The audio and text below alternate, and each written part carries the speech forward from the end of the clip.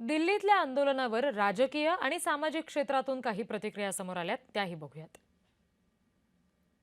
एका मिनिटासाठी राजीनामा बाजूला ठेवा. एक माणूस तुमच्या समोर 20 दिवस उपोषण करतोय, त्याला येऊन तुम्हाला भेटता पण नाहीत, एक कॉन्व्हर्सेशन पण नाही करतायत की तुमची चर्चा तर चालू करू.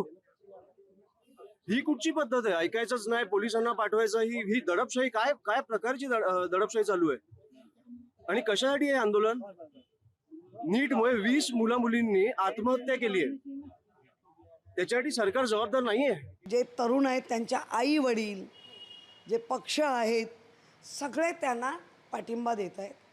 तो वाढता पाठिंबा बघितल्यानंतर त्यांच्या तब्येतीचा 21 दिवसानंतर जाग आली आहे आणि त्यांना अक्षरशः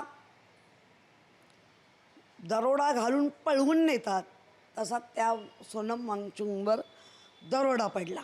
तब्बल 21 दिवस त्या माणसाला उपोषण करायला भाग पाडून त्यांच्याकडे ढुंकूनही न बघता, चर्चा तर दूर की बात, एक व्यक्तीला पाठवलं देखील नाही.